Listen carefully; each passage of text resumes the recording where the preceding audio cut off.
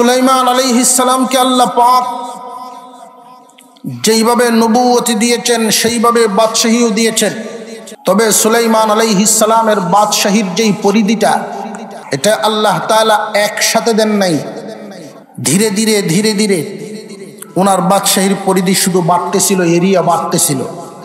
প্রথমে ওনার ছিল 10টা দেশ, এরপরে 15টা, তারপরে 20টা, তারপরে 40টা, এইভাবে বাড়তে বাড়তে এক সময় তাম দুনিয়ার রাজত্ব করেছেন। সুলাইমান আলাইহিস সালাম প্রথমেই তাম দুনিয়ার রাজত্ব পাইছেন না আস্তে আস্তে আস্তে আস্তে পাইছেন?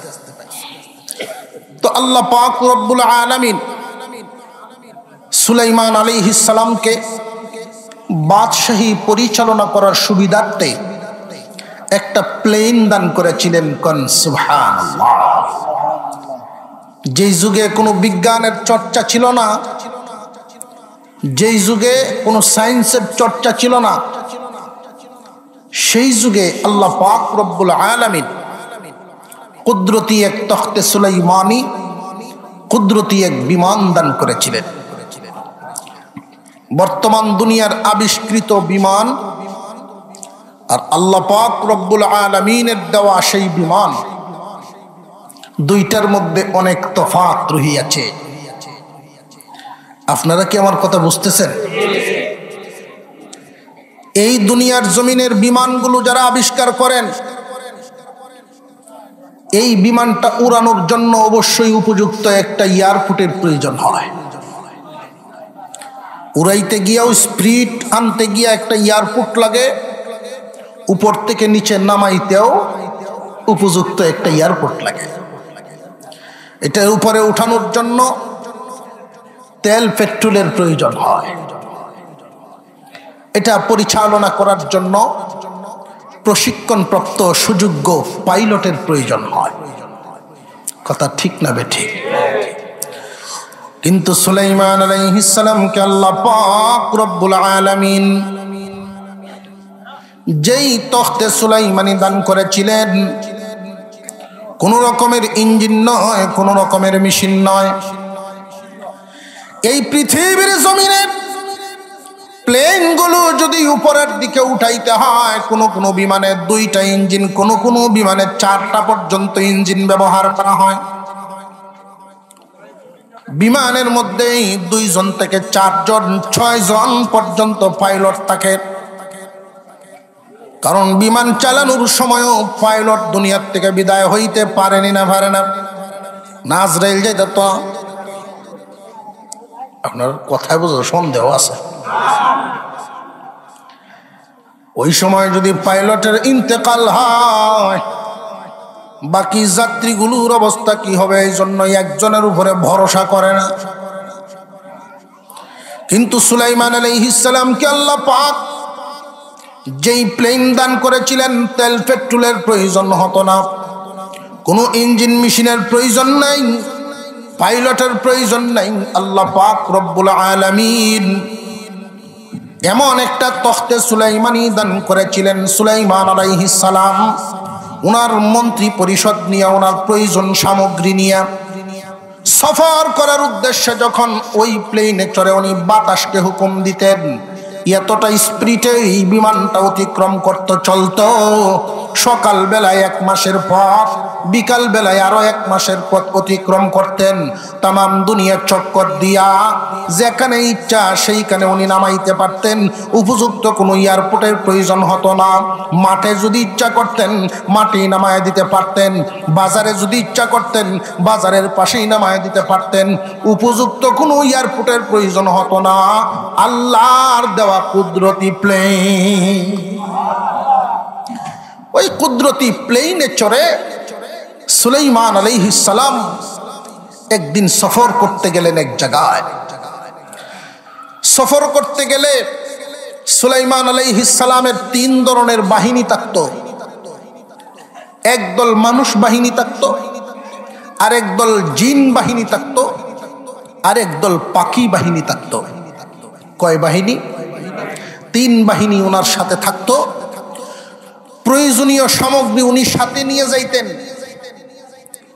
ভাই একটা কথা আপনাদেরকে বলি, এইখানে একটা পয়েন্ট পাওয়া যায়। সফর করতে গেলে যেইখানে আমরা সফরে যাব ওইখানেও কি আল্লাহ আছেন না নাই? আর জোরে কন। আল্লাহর প্রতি আমাদের যাদের বিশ্বাস আছে, আপনি যদি ঢাকায় যান, কাকরাইল অথবা টঙ্গী ইজতেমায় 3 দিনের জন্য, 40 দিনের জন্য, অনেক সময় মানুষেরা এই কথাগুলো কিছু কিছু মানুষ বলে, আল্লাহর রাস্তায় ভাই রইব গাট্টি কেন, আল্লাহর রাস্তায় যাইব খাওন কুরাক সাথে কেন, আল্লাহর রাস্তায় গেলে তো আল্লাহই খাওয়াইব।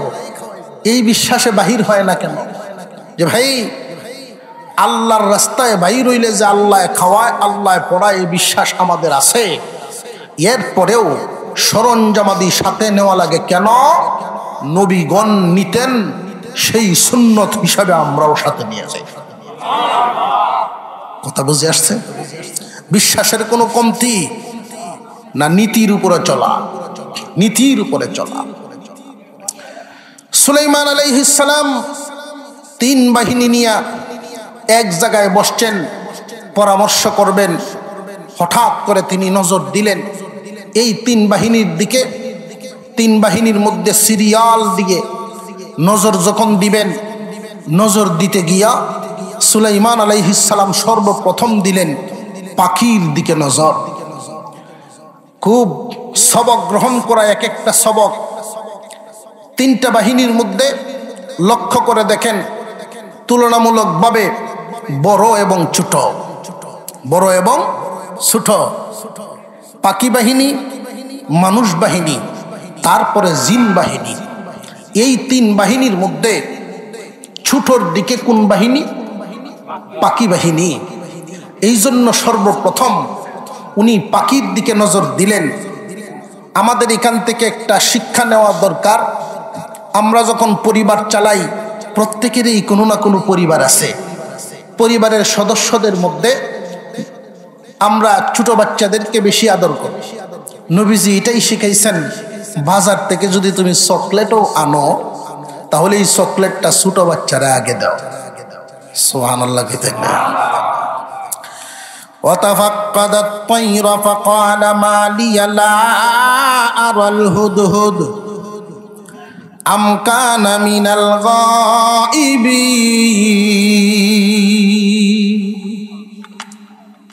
সুলাইমান আলাইহিস সালাম পাখিকুলের দিকে তাকিয়ে বললেন, হুদহুদকে দেখছি না, আমার কি হয়ে গেল? আমার কি হয়েছে? আমি হুদহুদকে কেন দেখছি না? এই আয়াতে আমাদের কিছু আলোচনা আছে। আপনারা যদি আমার সাথে একটু হ্যাঁ না জবাব দেন, কারণ ওয়াজ মাত্র শুরু, তাহলে আমার বলতে একটু সুবিধা হইব। বুঝতেছেন কিনা আমি বুঝতাম। সুলাইমান আলাইহিস সালাম পাখিকুলের দিকে তাকায়া হুদহুদকে খুঁজলেন। হুদহুদের জন্য এত মায়া, এত দয়া, কারণটা কি? কি প্রয়োজন ছিল? এবং এই হুদহুদকে কেন খুঁজতেছিলেন? মুফাসসিরিনে কেরাম বলেন, এই হুদহুদ পাখিটা আল্লাহর দেওয়া একটা বিশেষ গুণে গুণান্বিত ছিল, বিশেষ ক্ষমতায় ক্ষমতাবান ছিল। সুলাইমান আলাইহিস সালাম কোনো সফরে গেলে, মরু প্রান্তরে যখন বসতেন, পানির প্রয়োজন হতো, এই হুদহুদ পাখিটাকেই সর্বপ্রথম পানির তালাশ আনার জন্য বলতেন, পানির খোঁজখবর নেওয়ার জন্য বলতেন। আল্লাহ পাক এই হুদহুদ পাখির চোখের মধ্যে এমন এক ক্ষমতা দান করেছেন, হুদহুদ পাখিটা উড়াল দিয়ে এসে সুলাইমান আলাইহিস সালামের কাছে রিপোর্ট পেশ করত। ও আল্লাহর নবী, ওই দিকে যদি আপনি মাটি খনন করান, 100 ফুট নিচে গেলে স্বচ্ছ পানি পাওয়া যাবে। ওই দিকে যদি পানি খনন করান, মাটি খনন করাইলে 200 ফুট নিচে পানি পাওয়া যাবে। কোন দিকে কত ফিট নিচে পানি পাওয়া যাবে ওই খবরটা হুদহুদ পাখিটায় উড়াল দিয়ে এসে চক্কর দিয়া সুলাইমান নবীর কাছে বলে দিতে পারতেন। তার চোখে কি পরিমাণ পাওয়ার! কি পরিমাণ ক্ষমতা আল্লাহ পাক দান করেছিল। তবে আফসোসের একটা ব্যাপার, আশ্চর্যের একটা ব্যাপার কি, এই হুদহুদ পাখিটাও কিন্তু মাঝে মাঝে শিকারীর জালে বন্দী হয়। আমার প্রশ্ন হলো, ভাই যেই পাখিটা উপরে উড়াল দিয়া মাটির নিচের পানির স্তর বলতে পারে, পানির লেয়ার বলে দিতে পারে, ওই পাখিটা সোজাসুজি জালটা কেন দেখতে পারে না? উড়াল দেওয়ার সময় শিকারীর জালে বন্দী হওয়ার কারণটা কি? প্রশ্ন জাগে না জাগে না? মুসলমান ইমানদার ভাইরা আমার, এইখান থেকে আমাদের জন্য শিক্ষা নিতে হবে। এই পৃথিবীর জমিনে সবার গুণ কিন্তু সমান নয়, সবার যোগ্যতাও সমান নয়। আল্লাহ পাক রব্বুল আলামিন যখন যার পতন চান, ওই মানুষটা যত বড় শিক্ষিত হোক না কেন, যত বড়ই জ্ঞানী হোক না কেন, যত বড় ক্ষমতাবান হোক না কেন, মহান আল্লাহ পাক যখন যার পতন চাইবেন, তখন আল্লাহ তাআলা তারে অবশ্যই পতন ঘটাইবেন। তার জ্ঞান বুদ্ধি ক্ষমতা যোগ্যতা কোনো কিছুই তারে বাঁচাইতে পারবে না। হুদহুদ পাখিটার চোখে পাওয়ার আছে না নাই? আল্লাহ যখন চান তখন এই পাওয়ার আর কাজ করে না, শিকারীর জালে বন্দী হয়। ঠিক তেমনি ভাবে এই দুনিয়ার জমিনে আমাদের অহংকার করার কোনো সুযোগ নেই। কারোর কাছে কোনো ক্ষমতা থাকলেই লাভ দেওয়া যাবে না। যারা ক্ষমতার অপব্যবহার করে এদেরও কোনো না কোনো সময় পতন আছে না নাই? বহুত জ্ঞানী গুণীরা দেখা গেছে, যাদের দাপটে মানুষ চলতে পারে না। সমাজে যাদের কথাবার্তার স্পিরিট এত বেশি, যিনি 10 মিনিট বক্তব্য দিলে হাজার হাজার মানুষ তার বক্তা হয়ে যায়, 10 মিনিটে মাঠ গরম করে ফেলতে পারে, এমন বক্তাও আছে না নাই? বক্তা শুধু আলেম ওলামা নয়, আমরা চেয়ারম্যান সাহেব যে আছেন এই নেতৃত্বের লাইনেও কিন্তু বক্তা আছে। আর জোরে কর, সাংঘাতিক জ্ঞান রাখে, অনেক যোগ্যতার অধিকারী, শুধু বাংলাদেশের ডিগ্রি নয় বাহিরের ডিগ্রিও পর্যন্ত তার আছে। সে যখন মাইকের সামনে দাঁড়ায়, সাংবাদিকরা পর্যন্ত তত্তর করে কাঁপে, না জানি কি বলে। কিন্তু আল্লাহ যদি তারও পতন চান, মুখ দিয়ে এমন কিছু কথা আল্লাহ বাহির করাইয়া দিব। ব্রেনটা পরিচালনা কি আমরা করি না আল্লাহ? মানুষ রে, মহান মাওলায়ে কারীম যদি একটু ডিল করে দেন, তাহলে ফরনের লুঙ্গি মাথাত বানবো। জোরে কোন আল্লাহ পাক রব্বুল আলামিন যদি কারোর পতন চান, ক্ষমতায় তারে ফিরাইতে পারবে না, দক্ষতা যোগ্যতায় তারে ফিরাইতে পারবে না। এই জন্য অহংকার মুক্ত জীবন চাই। কলবটা যেন অহংকার মুক্ত থাকে সব সময়, আমি কিচ্ছু না এটা যেন মনে থাকে। সবকিছু দেওয়ার মালিক আল্লাহ, সবকিছু দিছেন কে? আল্লাহ। এই হুদহুদ পাখিটা চোখে তার এত পাওয়ার, এত ক্ষমতা, এরপরেও শিকারীর জালে বন্দী হয় কেন? যে আল্লাহ পাক তখন তার চোখে জাল বাসান না, তার চোখে আর দেখে না, ঝাপসা দেখে, জালে বন্দী হয়। সুলাইমান আলাইহিস সালাম হুদহুদ পাখিটাকে ডাকতেছিলেন এবং তিনি বলতেছিলেন খুব খুব সুন্দর ভাষা একটা, ওয়াতাফাক্কাদাত তায়রা ফাকালা মা লিয়া লা আরাল হুদহুদ। আমার কি হয়ে গেল, আমি হুদহুদকে কেন দেখছি না? স্বাভাবিকভাবে যদি এই কথাটা বলতেন, ওনার বলার উচিত ছিল আমাদের বুদ্ধিতে যা ধরে, আমরার বুঝে যা ধরে, কোনো ছাত্র যদি স্কুলে না যায়,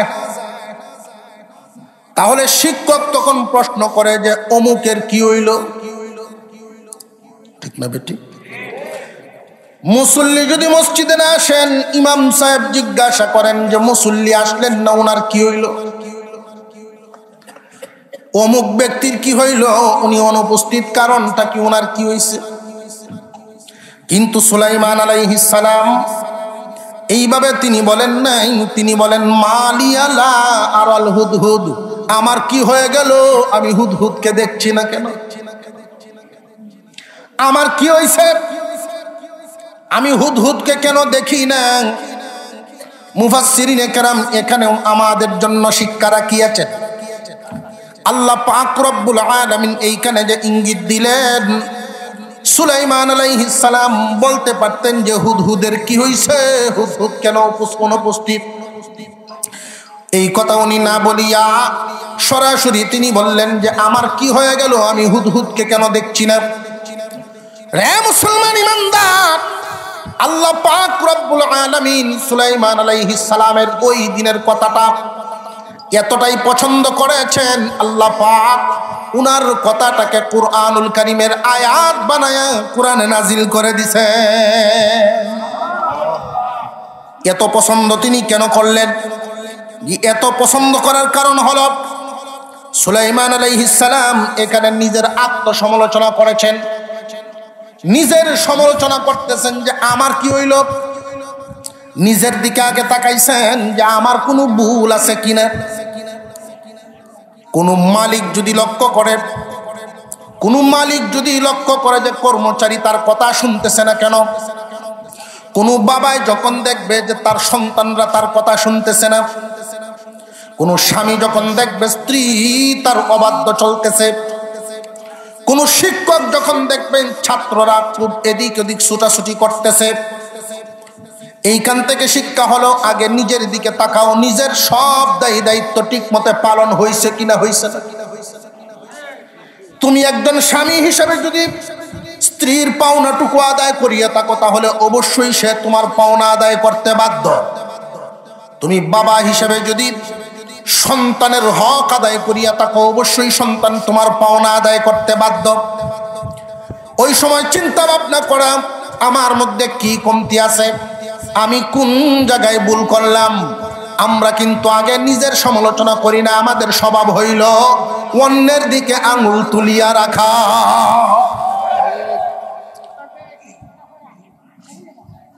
মুসলমান ইমানদার ভাইরা আমার লক্ষ্য করে দেখবেন একটা স্বাভাবিক কথা, সহজ কথা, একটা আঙুল যখন আমরা কারোর দিকে উঠায় নেই, তখন অন্য আঙুলগুলো কিন্তু আমার দিকে তাকায় থাকে। এই যে আমার আঙুলগুলো আমার দিকেই তাকায় আছে, আমাকে সাবধান করে দিতেছে তুমি যে আরেকজনের দোষ তালাশে ব্যস্ত আছো, এই দোষ যে তোমার ভিতরে আছে তুমি এটা জানো নি। তোমার কি খবর আছে নি এই দোষটা যে তোমার ভিতরে আছে, এই দোষটা যে এর চাইতে বড় বড় দোষ যে তোমার ভিতরে আছে। আর একজনের সর্দি তালাশ করতে যাও, জ্বর তালাশ করতে যাও, তোমার ভিতরে যে ক্যান্সার এটার তো খবর নাই। মালিয়ালা আরাল হুদহুদ আম কানা মিনাল গায়িবিন। সুলাইমান আলাইহিস সালাম নিজের সমালোচনা করছেন। একটা পাখি মানুষের বশ মানা, এটা নিজের যোগ্যতায় হয় না, আল্লাহর দেওয়া দয়া। আল্লাহ পাক রব্বুল আলামিন দয়া করেছেন, এই জন্য পাখিকুল আমি সুলাইমানকে মানে। মহান আল্লাহ দয়া করেছেন, এই জন্য বাতাস আমাকে মানে। মহান আল্লাহ আমার উপরে দয়া করেছেন, এই জন্য বাদশাহী আমার উপরে দিয়েছেন, জিন্নাত আমার অধীনস্থ করে দিয়েছেন। সুতরাং আমার মধ্যে কোনো কমতি হইল কিনা ওইটার দিকে উনি আগে তালাশ করতেছেন। হুদহুদ অনুপস্থিত কারণটা কি, এইটার উনি ওই দিকে নজর দিয়ে আগে নিজের দিকে নজর করছেন। নিজের সমালোচনা করা, অন্যের দিকে তাকাইবার আগে নিজের দিকে তাকাইবার ইঙ্গিত দেওয়া হইয়াছে। মনে থাকবেন ইনশাআল্লাহ। সুলাইমান আলাইহিস সালাম হুদহুদ পাখিটাকে তালাশ করতে গিয়া তিনি নিজের সমালোচনা আগে করছেন, পরের দিকে পরে তাকাইছেন। ভাই, আজকে আমাদের চরিত্র হলো নিজের মাথার উপর অনেক বড় বড় বোঝা, কিন্তু অন্যেরটার পিছনে তালাশ করতে আমরা ব্যস্ত। মানুষের রোগ দুই ধরনের, শারীরিক রোগ, আত্মার রোগ। শারীরিক রোগ, আত্মার রোগ। শারীরিক রোগের চাইতেও আত্মার রোগ কঠিন, মারাত্মক। কথা বুঝে আসতেছে? একজন মানুষ যদি শারীরিকভাবে ক্ষতিগ্রস্ত হয়, এই শারীরিক রোগে সে শুধু নিজে ক্ষতিগ্রস্ত, নিজে। কিন্তু একজন মানুষ যদি আত্মার রোগে রোগী হয়, সে নিজেও ক্ষতিগ্রস্ত, এই রোগে আর একজনেরও ক্ষতিগ্রস্ত বানায়। নিজেও ভুগে, অন্যেরও ভুগায়। শরীরের রোগে শুধু নিজে ভুগে, আত্মার রোগে নিজেও ভুগে আর একজনেরও ভুগায়। শরীরের রোগের চাইতে আত্মার রোগের চিকিৎসা করা অত্যন্ত জরুরি। কারণ শরীরের রোগ বাড়তে বাড়তে বাড়তে বাড়তে পর্যায়ে এমন হতে পারে বেশিত্ব বেশি মরণ। কথা বুঝে আসতে পারছে? বেশিত্ব বেশি ইন্তেকাল। শরীরের রোগে একজন মানুষ জ্বর হইছে, বা কোনো মানুষ ডায়াবেটিস হইছে, কোনো মানুষের হাঁফানি হইছে, এই জাতীয় রোগ আছে না নাই? বাজারে যদি একজনের সাথে দেখা হয় আর যদি শুনে যে ডায়াবেটিস, আরে তো তুই দুজ হয়ে যাইবে, এই কথা কওয়া যাইব? ডায়াবেটিসের কারণে দুজক হইব? আরো জোরে কর। ঘুমাই গেছেন একটু একটু জিমা জিমা ভাব বোঝাইতেছে। শরীরের কোন রোগের কারণে মানুষ জাহান্নামে যাবে না, কিন্তু আত্মার রোগের কারণে জাহান্নামে যাবে না, যাবে না। শরীরের রোগের কারণে মানুষ বেশিত্ব বেশি কবরে যাবে, আর আত্মার রোগের কারণে মানুষ জাহান্নামে যায়। শরীরের রোগ হইলে আমরা যেই পরিমাণ ব্যস্ত হয়ে যাই তাকে সারানোর জন্য, আত্মার রোগ হইলে কিন্তু এই পরিমাণ ব্যস্ত হই না। আত্মারও রোগ আছে না? এই জন্য বলা হয়েছে নিজের দিকে আগে নজর করবা, নিজের সমালোচনা করবা।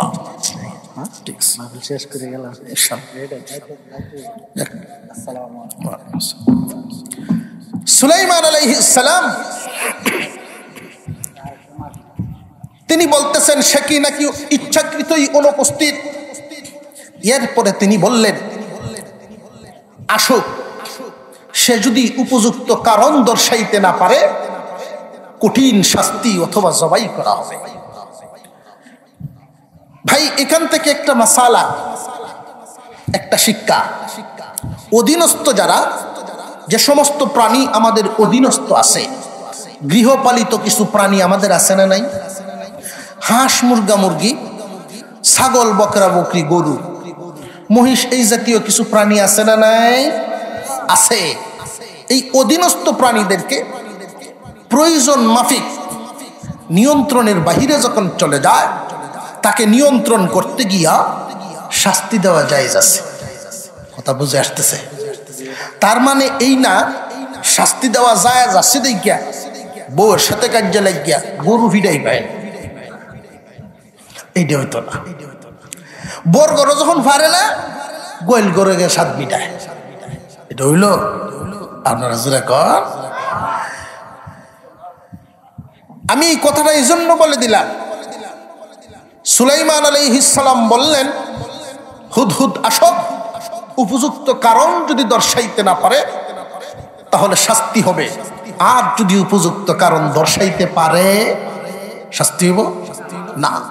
এই জন্য কোন একজন অধীনস্থ মানুষ, ছেলে হোক, ছোট ভাই হোক, মেয়ে হোক, বিবি হোক, আপনার অধীনস্থ যারা আছে তারা কোনো ভুল করলে এই ভুলটা কেন করলো, তারা যদি আপনার অপছন্দের কোনো কাজ করে ওই কাজটা কেন করলো, ওই কেনটা আগে তালাশ করবেন, শাস্তি প্রয়োগ পরে করবেন। কথা বুঝে আসছে? আপনি আলো তো আইসুন, আউট তো মাথাটা খুব গরম, ফেডো লাগছে, কি দা আয়া হইলাই জিগাইছুন, এরকম ঘটছে ঘটনা। এক ফেডার বিন্নে বাজার তো আইসে, দুপুরের রোদ, বিন্নে বাজার তো আইসে, এক ফুজা লাউ নিছেন, ব্যস্ত আসছে না ব্যক্তি, একটা আতহরি লই আইসে, আয়াই বাড়িয়ে গো দেউরির কোনাত ফায়ালছে, বাত্রাঞ্চস কন্যা অন গিয়ে বয়াম, যেই কইছে বয়াম, আত যে লাউডা আসেন এটা দিয়ে দিছে একটা বাড়ি। এই লাউ দেবারি মেটিয়া মার্ডার না করিল কুমিল্লার ঘটনা। লাউ দেবারি দেয়া বৌমারি আছে। তারে যখন জিজ্ঞাসা করা হলো তুমি এই কাম করতে গেলা কি, ফেডো কি দা আমার উষ্ণায় আর লাউডা দেবারি দিলে দেবে মরিয়ে যাইব আমি বুঝি না। কথাটা বলার উদ্দেশ্য হইল ভাই সব শাস্তি আগে দিব না তদন্ত আগে করব? আর একটু জোরে কর।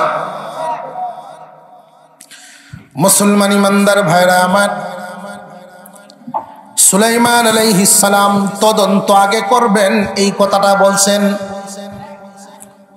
যদি উপযুক্ত কারণ দর্শাইতে পারে তাহলে তো ওই কারণটাই তোমার বুঝ আসবে যে কেন অনুপস্থিত বা কেন কোন কারণে।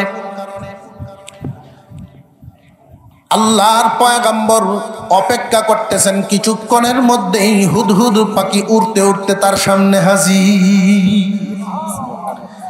فمكث غير بعيد فقال أحطت بما لم تحط به وجئتك من سبأ بنبأ يقين। সুলাইমান আলাইহিস সালামের সামনে হুদহুদ পাখিটা উড়ে উড়ে এসে বলা শুরু করলো, সালাম দিয়ে সামনে দাঁড়ায়া, ওগো আল্লাহর পয়গম্বর, এমন একটা খবর নিয়ে আসলাম যেই খবর আপনি জানেন না, এমন একটা তত্ত্ব নিয়ে আসলাম যেই বিষয় আপনার জানা নাই। ওগো আল্লাহর পয়গম্বর, এমন একটা দেশের খবর নিয়ে আসলাম যেই দেশ সম্পর্কে আপনার জানা নাই। ওই দেশটার নাম সাবা নামক দেশ। ওই দেশটাতে আল্লাহ এত নিয়ামত দান করেছেন, এত নিয়ামত দান করেছেন। তাফসীর ওয়ালায় লিখেন এত নিয়ামত, ফল ভরা বাগানে ফল ভর্তি ভরা, গাছে গাছে ফল ফ্রুটের কোনো অভাব নাই, নদী ভরা মাছ, মাঠ ভরা ফসল, কোনো নিয়ামতের কোনো কমতি নাই। তাফসীর ওয়ালায় লিখেন বাগানগুলোতে এত পরিমাণ ফল ফলাদি আল্লাহ এদেরকে দান করেছিলেন।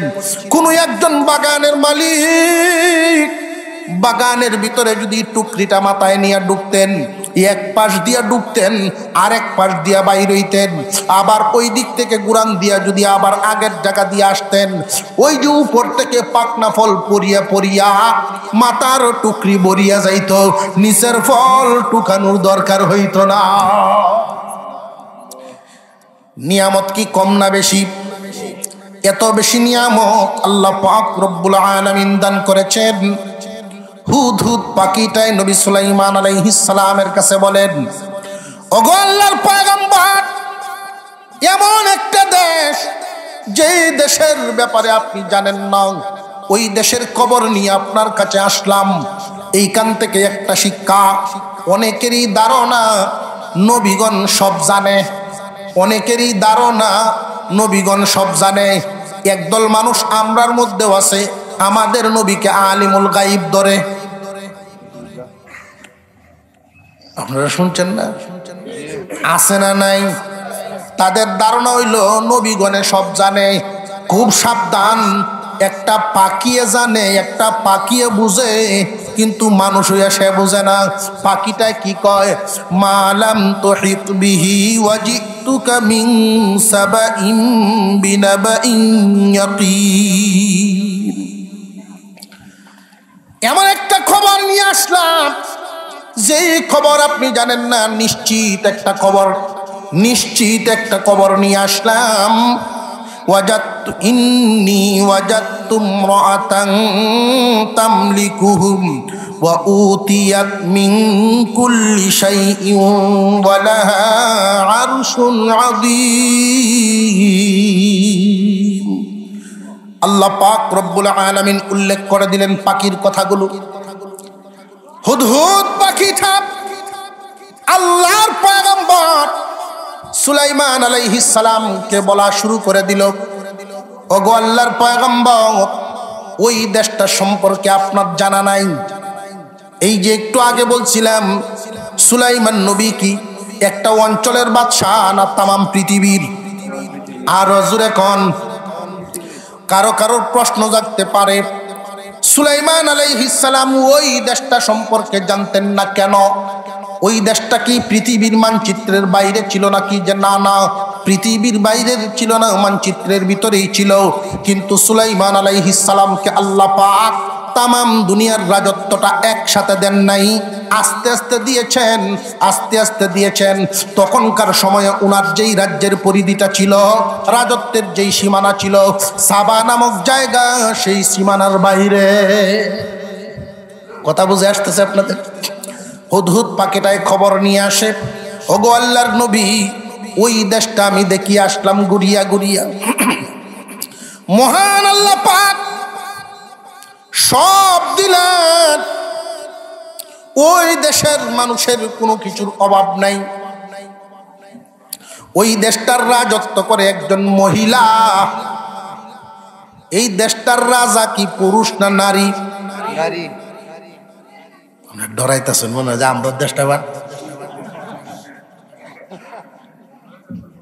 ওই দেশের রাজত্ব করেন একজন মহিলা।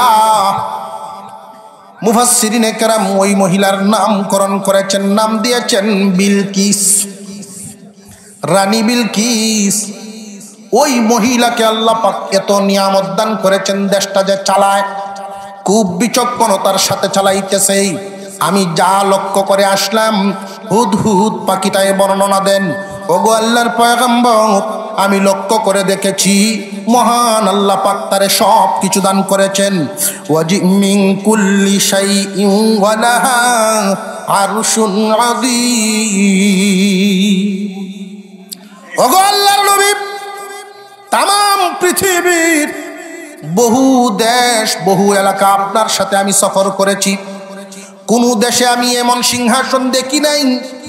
আল্লাহ পাক যেমন একটা সিংহাসন রানী বিলকিসকে দান করেছে, তাফসীরুল আয়াত লিখেন ওই সিংহাসনটার অবস্থা ৮০ হাত লম্বা, ৪০ হাত প্রশস্ত। ৮০ হাত লম্বা, ৪০ হাত ছিল প্রশস্ত। জমিন থেকে ছিল ৩০ হাত উঁচা, রেশম কাপড় দিয়ে প্যাকেটিং করা, পায়াগুলো স্বর্ণ এবং রূপা দিয়া বাদাই করা, হীরামানিক মুক্তা দিয়া জার্সি টানানো। এত সুন্দর, এত মনোরম একটা চেয়ার, এমন একটা সিংহাসন রানী বিলকিসকে আল্লাহ দান করিয়াছেন। ওই দেশটার জনগণকে আল্লাহ তাআলা এত নিয়ামত দান করিয়াছেন, নিয়ামতে ভরপুর করিয়া দিয়েছেন। ওগো আল্লাহর নবী, একটা সমস্যা, একটা বিষয় দেখিয়া আমি বড় কষ্ট পাইলাম। ওই কষ্ট পাইয়া আপনার কাছে খবরটা পৌঁছাইলাম, কারণ আপনি তো শুধু আমাদের বাদশা নন, আপনি আল্লাহর নবী। ওয়াজাদতুহা ওয়া কওমাহা ইয়াসজুদুনা লিশ-শামসি মিন দুনিল্লাহ। ওয়াজাদতুহা ওয়া কওমাহা ইয়াসজুদুনা লিশ-শামসি মিন দুনিল্লাহ। وزين لهم الشيطان أعمالهم وزين لهم الشيطان أعمالهم فصدهم عن السبيل فهم لا يهتدون।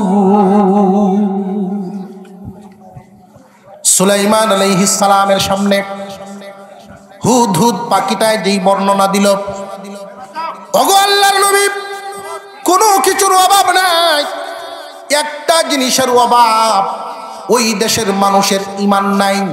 ওই দেশের মানুষরে আল্লাহ সব কিছু দান করেছেন।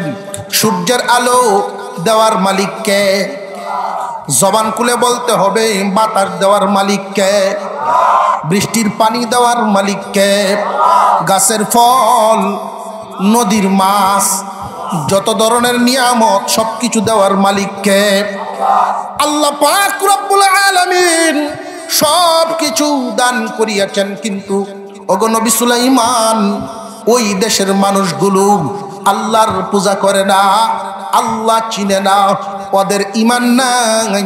ওই রানী বিলকিস সহ তার দেশের যত মানুষ, তার রাজ পরিষদের যত মানুষ, সেনা কর্তা সহ উজির নাজির, সমস্ত মানুষ মিলিয়া আল্লাহর পরিবর্তে তারা সূর্যের পূজা করে। নাউযুবিল্লাহ কইতেন না। তারা সকালবেলায় যখন সূর্য উদয় হয় তখন একবার সূর্যকে সেজদা দেয়, দুপুর বেলায় যখন মাথার ঠিক দুপুরে চলে আসে, মাথার উপরে আসে, তখন আবার একটা সেজদা দেয়। এই সূর্যটা যখন আবার পশ্চিম আকাশে ডুবিয়া যায় তখনও আবার সেজদা দিয়া বিদায় দেয়। কথাটা বুঝে আসছে? তারা কয়ক্ত? আরো জোরে, জোর হইছে না? আপনারা অসুবিধা হইতেছে? কোন ফিসে দেখা কাজে লাগছে মনে হইতেছে? এটা এই বাহিনী, এই বাহিনী। আপনারা আসতে কোন যে আমি তো কইয়া যাই কিন্তু আমার ভাই কই, তা আপনারা তো বাড়ি ঘরে যাইবেন, কো আছে কিন্তু করে আর কই আগ্রহ তো কোনছে আমি তো দেখতাছি। ওহন এরা আইলে স্টেজ, স্টেজ আইলে আর তো জায়গা নাই, কই আইতো। আমরা এই স্টেজের পূর্ব দিকে প্যান্ডেলের পূব সাইডে অনেক মানুষ বসতে পারবেন। কর্তৃপক্ষ বসার ব্যবস্থাও করে দিচ্ছেন, তিরপালের ব্যবস্থা করে দিচ্ছেন। ইচ্ছা করে যদি আপনারা একটু আগায় বসার ইচ্ছা থাকলে এই দিক দিয়ে আসতে পারেন। আর যদি মনে করেন না হুজুর বাপটা বুঝতেছি একটু খারো এই আসি, কোন সময় কুন্ডায় টান মারে করতে যাই গে ঠিক নাই, এজন্য বাইরেই তাই, এটা হইলো আরেক হিসাব। আর যদি মনে করেন যে না কোরআনের তাফসিরে আসছি, পরিবেশ সুন্দর করব, যে নিজ দায়িত্বে পরিবেশ সুন্দর করে আল্লাহ তার দিল ঈমান আমল সুন্দর করে দেন। সুলাইমান আলাইহিস সালাম হুদহুদ পাখির এই বক্তব্য শুনতেছেন, খুব ভালো করে বুঝবেন ভাই, এইখান থেকে একটা শিক্ষা আছে। আপনারা হয়তো আরো কোনো বয়ানে শুনে থাকবেন, কোনো আলেমের মুখে শুনে থাকবেন যে কিয়ামতের কঠিন ময়দানে 10টা প্রাণীকে আল্লাহ পাক জান্নাত দান করবেন। এই প্রাণীগুলো মানুষ না। একটা পিঁপড়া জান্নাতে যাইব, হুদহুদ পাখি জান্নাতে যাইব, এই রকম 10টা প্রাণী আছে যারা মানুষ না। এই 10টা প্রাণীকে আল্লাহ জান্নাত কেন দিবেন জানেননি? এই 10টা প্রাণীকে জান্নাত দেওয়ার কারণ হলো কোনো না কোনো ভাবে এই 10টা প্রাণী দেখা গেছে দ্বীনি কাজের সহযোগিতা করছে। দ্বীনি কাজের সাহায্য করলে দ্বীনের কাজের সাথে লেগে থাকার লাভ আছে না নাই? একজন মানুষ কওমি মাদ্রাসার যদি বাবুর্চিগিরি করে, সারা জীবন শুধু বাবুর্চিগিরি করে, বাবুর্চি, এই বাবুর্চি কানার বাবুর্চি তালেবে ইলমদের রান্না বান্না করিয়া খাওয়ায়, মাস শেষে যতটুকুন বেতন দেয় এতটুকুন নিয়ে সংসার চালায়, তার দিলের তামান্না হইল তালেবে ইলমদের খেদমত করব। আমি দুনিয়া যা পাইলাম কিন্তু আখিরাত তো ঠিক পাইলাম।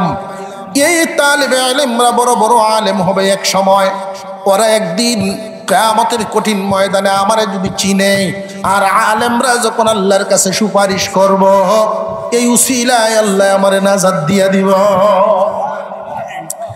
দ্বীনের কাজের সাথে লেগে থাকার লাভ আছে। কোনো না কোনো ভাবে দ্বীনের একটা কাজের সাথে লাগিয়ে থাকা। দ্বীনের কাজের সাথে লাগলে পরে কম দামা মানুষও দামি হয়ে যায়। দ্বীনের কাজের লাগে থাকার কারণে বেআমলি মানুষও আমলওয়ালা হইয়া যায়। দ্বীনের কাজ যেমন বড়, তার সাথে মিশলে আল্লাহ তারেও বানায়া দেয় বড়। এই হুদহুদ পাখিটা সুলাইমান আলাইহিস সালামের কাছে বললেন, ওগো আল্লাহর নবী, এই যে দেশের মানুষগুলো ওরা আল্লাহর দেয়া এত নিয়ামত ভোগ করতেছে, কিন্তু আল্লাহ তো চিনে না, ওরা আল্লাহ চিনে না। আল্লাহর পরিবর্তে ওরা সূর্যের পূজা করে। আবার এই কথাও বলে দেওয়া হয়েছে, ওয়াজাইয়ানা লাহুমুশ শাইতানু আমালাহুম ফাসাদ্দাহুম আনিস সাবিলি ফাহুম লা ইয়াহতাদুন। শয়তানে এদেরকে কুমন্ত্রণা দিতে শয়তানে এমন ভাবে বুঝাইছে, শয়তান এদের মগজের ভিতরে এমন কথা ঢুকায়া রাখছে, ওদের মতে সূর্যের পূজাই সঠিক, ওদের মতে সূর্যের পূজাই ভালো আসল কাম। এই জন্য শয়তান তাদেরকে এমন একটা পর্যায়ে নিয়ে গেছে গো নবী, ওরা কোনোদিন হেদায়েত পাবে না। এই জন্য আপনাকে জানাইলাম, আপনি শুধু বাদশা নন, আপনি তো আল্লাহর নবীও। আপনি এদেরকে ইমানের দাওয়াত দিতে পারেন। এই উদ্দেশ্যেই মূলত সে বলার উদ্দেশ্যটা হলো এই। সুলাইমান আলাইহিস সালাম তখন তার কথাটা শুনিয়া তিনি যেই কথাটা বলিয়াছিলেন, ক্বালা সানানযুরু আসাদাকতা আম কুনতা মিনাল কাযিবিন। আমি এক্ষুনি পরীক্ষা করে ফেলব, আমি এখনই পরীক্ষা করে ফেলব তুমি কি সত্য বলছো নাকি মিথ্যা বলছো। অনেক সময় বাঁচার লাগিন মানুষ মিছা কথা কয়নি না, কয় না? বাঁচার জন্য মিছা কথা কয়, আবার এই কথাও কয় জান বাঁচানি ফরজ। ফতুয়াও দেয়নি না, দেয় না? জান বাঁচানি ফরজ কি যে কোনো কামও করতে পারবো নাকি? এই ফতুয়া দিলে কাম হইতো? মিছা কথা করার জায়েজ করতে চায়। জানিয়া রাখবেন, একটা মিথ্যা কথা যদি কেউ বলে ৭,০০০ বছর জাহান্নাম। মিছা কথা এখন স্বপ্নেও কয়, ঘুমায়ও মিছা কথা কয়, স্বপ্নে দেয় এই মিছা কথা করতে চায়। সুলাইমান আলাইহিস সালাম একটা চিঠি লিখলেন, আল্লাহর নবী সুবহানাল্লাহ আল্লাহর পয়গম্বর চিঠি একখান লিখলেন, লিখিয়া হুদহুদ পাখির মাধ্যমে এই চিঠিটা পাঠাইলেন। যাও, তুমি যেহেতু চিনো, তুমি যেহেতু রাস্তাঘাট জানো, তুমি দেখি আসিয়াছ, এই চিঠি লইয়া রানী বিলকিসের কাছে যাও, তার কাছে নিয়া এই চিঠিটা পৌঁছাইবা। এবং সুলাইমান আলাইহিস সালাম তাকে একটা উপদেশ দিয়েছেন। কি উপদেশ? اذهب بكتابي هذا فألقه إليهم ثم تول عنهم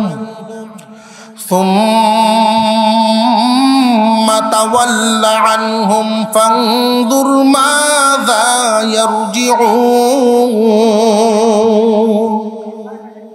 সুলাইমান আলাইহিস সালাম হুদহুদ পাখিটাকে এই চিঠিটা দেওয়ার পরে উপদেশ দিয়ে দিলেন, চিঠিটা যে নিয়া রানী বিলকিসের কাছে দিবা। যদিও সে সূর্য পূজারী, কিন্তু একটা দেশের রানী তো। যদিও সে সূর্য পূজারী, কিন্তু দেশের রানী, তারও ইজ্জত সম্মান আছে না নাই? আরো জোরে কন। দেশের রানী, সুতরাং তার কাছে চিঠিটা দেওয়ার পরে তুমি ওইখানে অহমিকা অহংকার নিয়ে দাঁড়ায়া থাকবা না, দূরে সরিয়া যাইবা। দূরে সরিয়া গিয়া লক্ষ্য করবা তারা এই চিঠি পাইয়া কি ধরনের মন্তব্য করে, কি ধরনের সিদ্ধান্ত নেয়, কি ধরনের আলোচনা করে, এটা দূরে গিয়ে দাঁড়ায়া থাকবা। সুলাইমান নবী এই কথা কেন বলিয়া দিলেন? কারণ লক্ষ্য করে দেখবেন, অনেক মানুষ দামি মানুষের সাথে চলার কারণে কেউ যদি দেখা যায় চেয়ারম্যানের উপরে ছাতি ধরে, দৌড়িয়ে আসে না নাই? চেয়ারম্যানে যদি কয় প্যাকেটটা কই রে, কি এর প্যাকেটটা তো বুঝছো, প্যাকেটটা কই, চেয়ারম্যান যদি ভয় ডর দেখালি প্যাকেট বাইর করে সাথে সাথে ম্যাচ লইয়া সামনে হাজির। লোকটা চিনচুন না, ম্যাচটা লইয়া আইসে কেন লাগি যে অর্ধেকটা দিলে পরে এটা খাইব। এই জাতের কিছু মানুষ আছে না নাই? এই মানুষগুলোর একটা চরিত্র আছে, এই চরিত্রটাই এখানে উল্লেখ করা। চরিত্রটা হইল, যদি কারোর সাথে কোনো তর্ক বিতর্ক লাগে, সময়ে অসময়ে, সুযোগে বেসুযোগে নিজের ক্ষমতারে দেখায়। লক্ষ্য করে দেখবেন চেয়ারম্যানের সাথে যে তাকে 3 চেয়ারম্যানের শক্তি হে শৈল। জোরে কন। আমি কাল্লু কেটে জানস আছে না নাই? সুলাইমান আলাইহিস সালাম এই কথাই বলিয়া দিলেন, সাবধান, আমি নবীর দরবার থেকে, আমার মতো বাদশার দরবার থেকে গেছো, এই জাতের বাপ যেন তোমার শৈল্য না থাকে।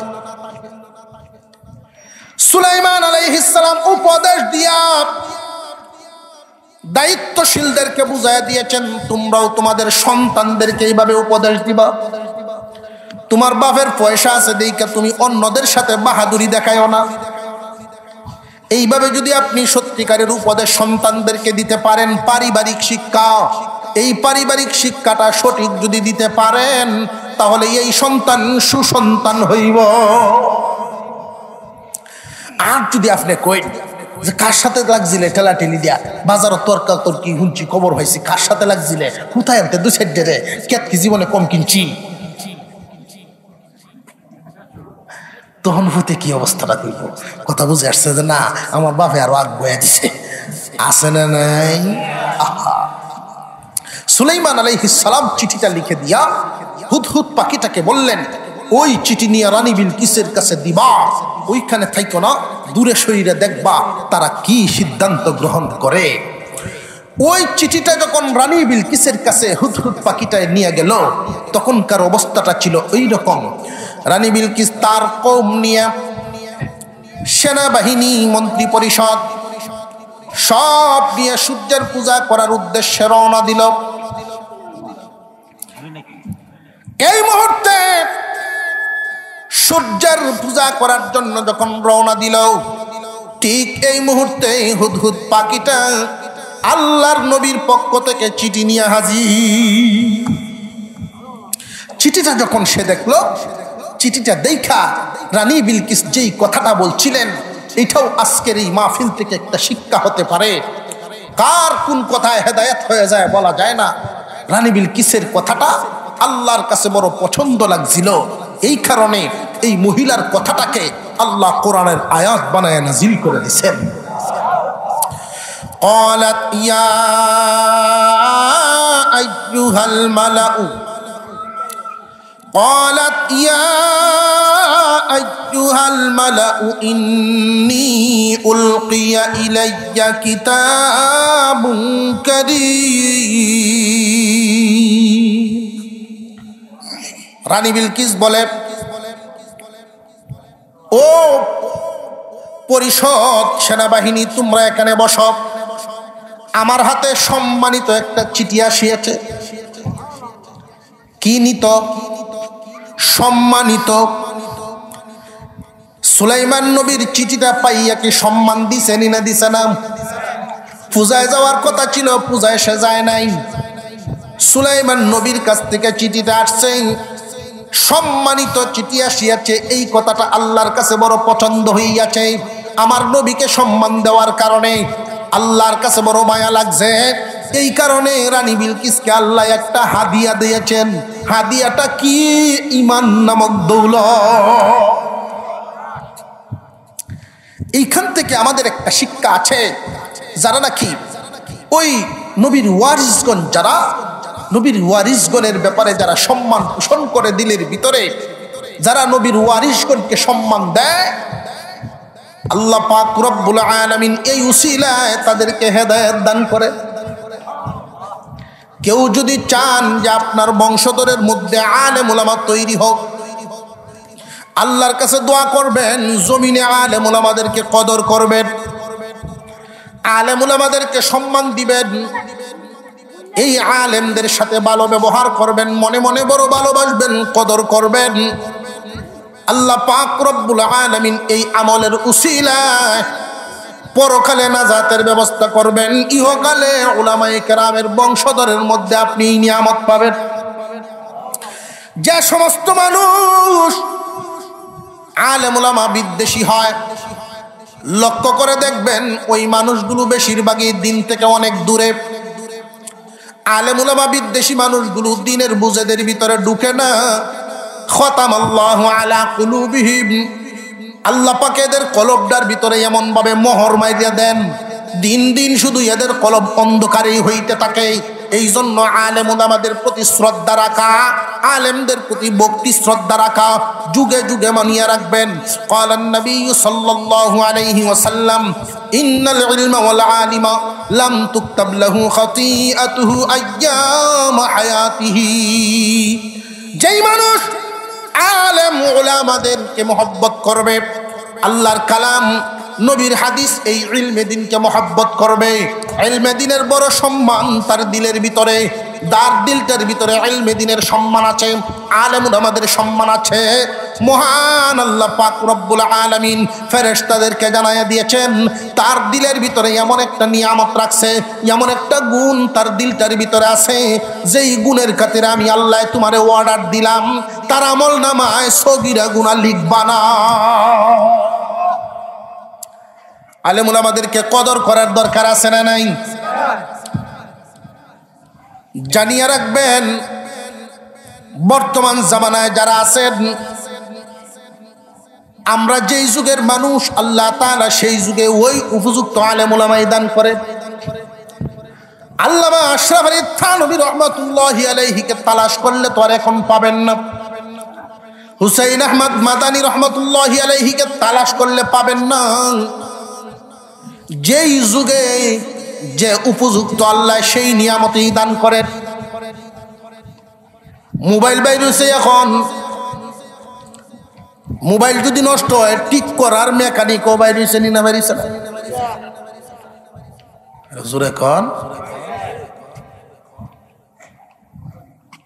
মুসলমান ভাইরা। রানী বিলকিস খুব সম্মান দিল চিঠিটাকে। আল্লাহ বড় খুশি হইলেন, আমার নবীর চিঠি পাইয়া সে খুশি হয়ে সম্মান দিছে। মন্তব্য, তার দাওয়াত মানা না মানা পরে একজন লোক চিঠি পাঠাইছেন, সম্মানিত চিঠি বলিয়া যে সম্মান দিছে, আল্লাহর নবী এই সম্মান পাইছেন। আল্লাহ বড় খুশি হয়ে গেছেন। আল্লাহ খুশি হইয়া তার জন্য ঈমান নামক নিয়ামত লিখে রাখছেন। কেমনে? পরবর্তীতে সুলাইমান আলাইহিস সালামের হাত ধরেই রানী বিলকিস ইমানদার মুসলমান হয়েছিলেন। সুবহানাল্লাহ।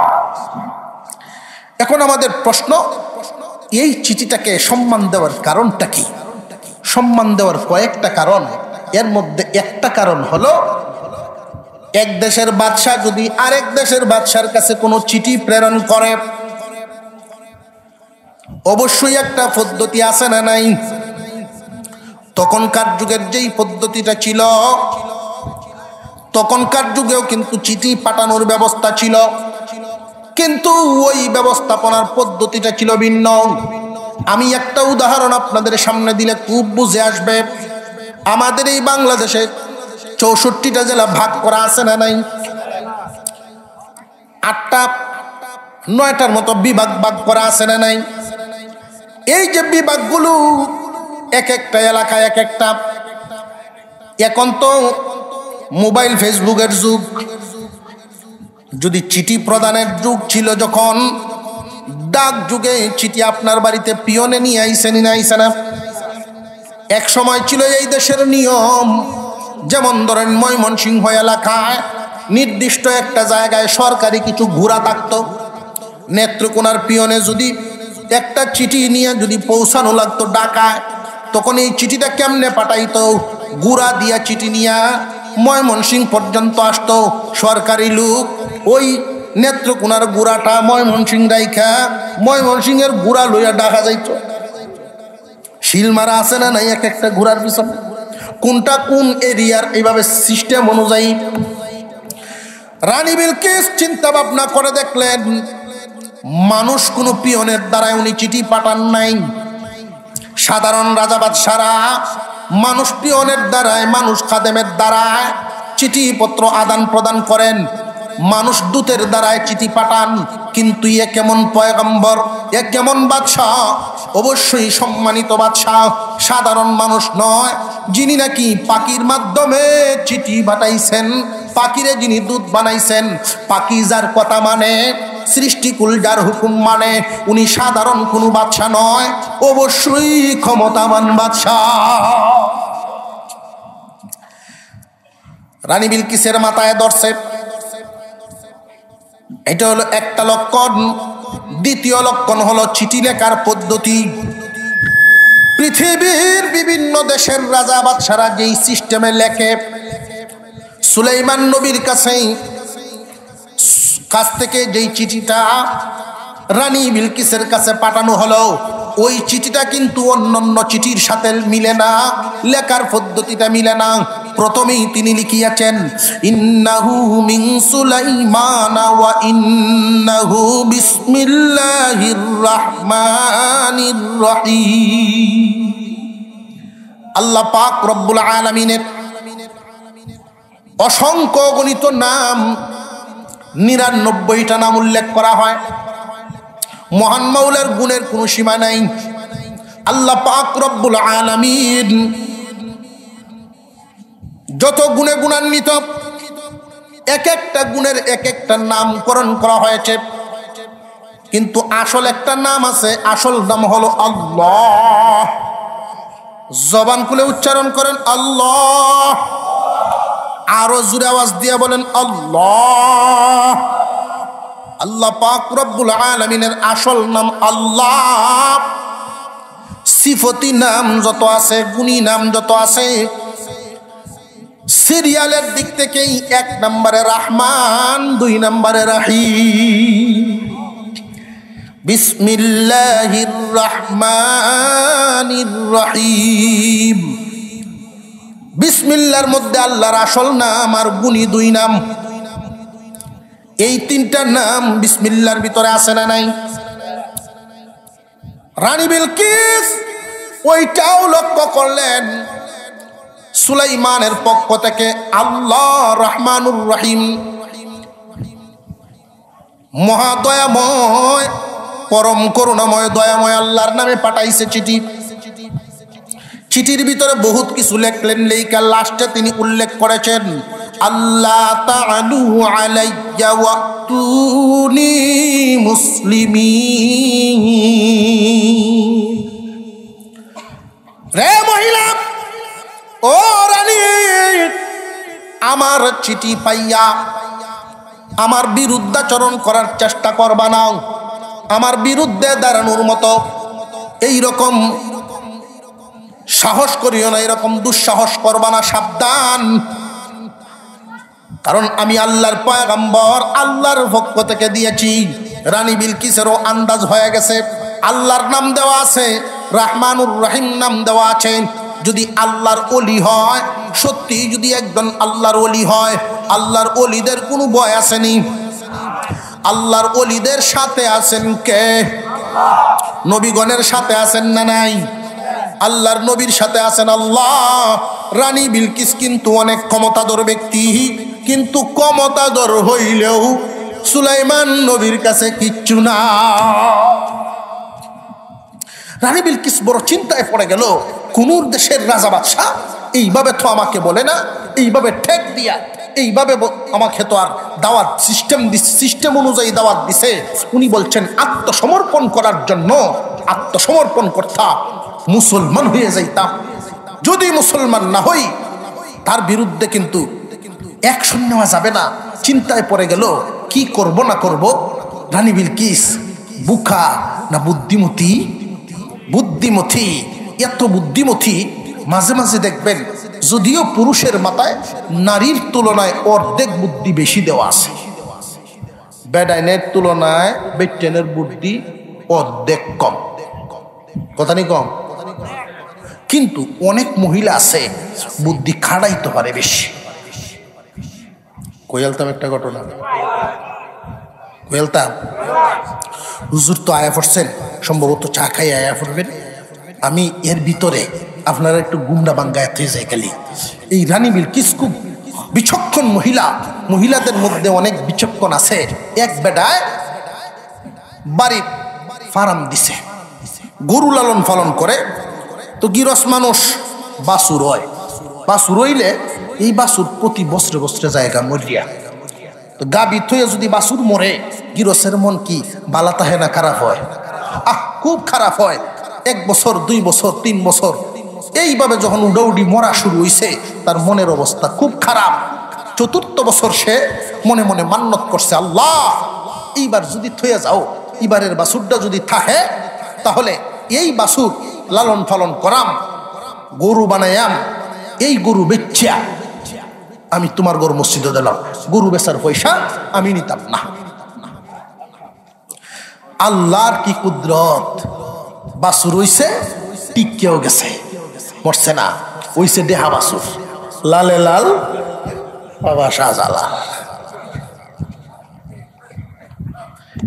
3 বছরে 5 বছরের সমান বড় সার হয়ে গেছে। এখন তো বিশাল্লা সার, সারা এলাকার মানুষ তামসা দেখে, এত সুন্দর সার হইছে, হাই রে খাওয়ায়। এখন তো বেটার আস্তে আস্তে লুভ লাগা শুরু হয়েছে। মানছিলাম অর্ধেকটা মানতাম, ব্যাগটা আমি নিয়েছি, হাই রে মানছিলাম অর্ধেকটা মানতাম, এটা কোন কামটা করলাম।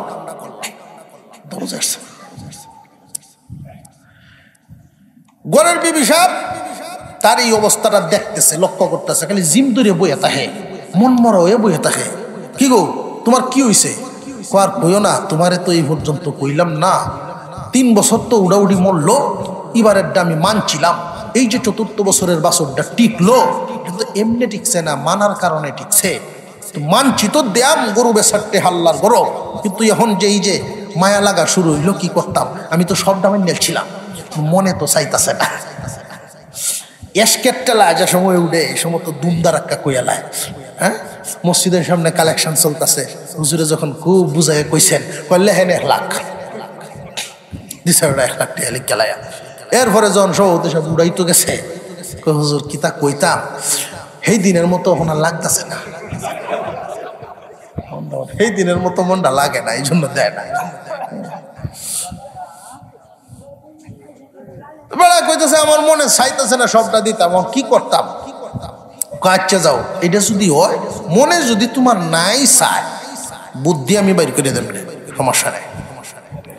তুই কিতা বুদ্ধি বাইর করে দিবে, খেলা জানে আল্লাহ জানে রে। তবে বুদ্ধি জায়গাটা দি তারবো এই আন্তাজ তার আছে, কারণ কারে লইয়া গড় করে তো জানে। হ্যাঁ, গরু বেচার সময় হয়েছে, এখন বাজারে লইয়া যাইতো, বউ কইতেছে এক কাম করো, এই বাজারের ব্যাগটার ভিতরে একটা বিলাইয়ের বাচ্চা ধরে দিছি, এই বিলাইটার লইয়া যাও সাথে, গরুর সাথে বিলাইও বেচবা। ব্যাপারীরা যখন আইব, তুমি কইবা শুধু গরু বিহি হইতো না, নিলে তার সাথে দুস আছে। এই বিলাই আর গরু হইল দুস, নিলে 2 জনটা নেওয়ার লাগবে। দাম নির্ধারণ করে দিছে, গরুর দাম 5,000, বিলাইয়ের দাম 45,000, দুইটা মিললিয়া 50,000। গাবতলি তো বড় বড় টাক লইয়া বেড়া গাইছে গরু নেওয়ার লাগে। বাজার উস্কা গরু দেখে দাম জিগাইছে, দাম কত? 5,000। কই সুরি জানছ, বুঝছিল দুস্থ আছে সাথে, দুস্থ কই ব্যাগের ভিতরে বিলাই, দুইটা মিললে একসাথে নেওয়া। বিলাইয়ের দাম কত? 45,000। কই এইটা চাবড়া 45 আর বিলাইটা 5। কয় না আমি যে ভাই কইছি, তোমার বুঝ হইলে ভর্তা মিললে এখন হইলে যাও। ব্যাপারের হিসাব মিলাই দেখলো যে দুইটা মিললে 50। তাহ তোলার সময় আমি গরু তুলাম, বিলাই তুলতাম না। বেচে আইলো বাড়ির, বউ জিগাইছে বেচে আইস? হ্যাঁ। বিলাই কত বেচছ? 45। ওইটা আলাদা করো, তোর ভয়টা তো। আর গরু 5, ওই মসজিদ দিলাম।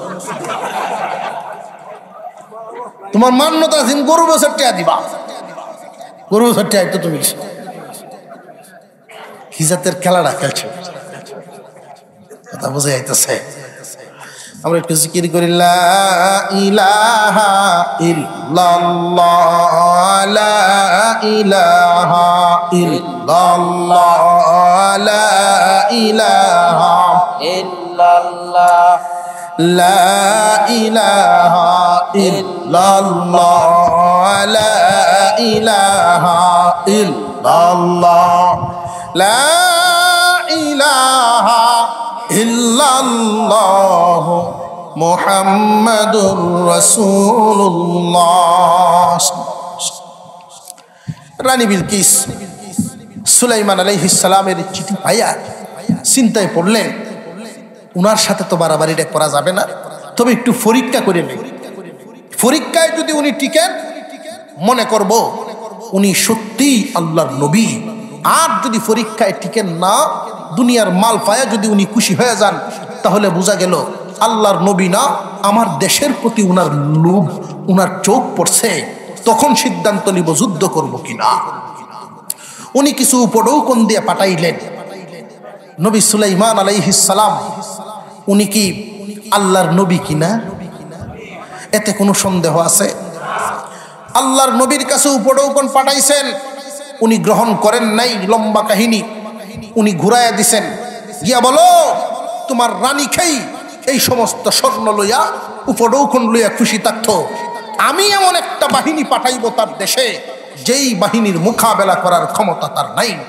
এই খবর ভায়া রানী বিলকিস রওনা দিছে, আর চলতো না, পয়সা দিয়া কিনন যাইত।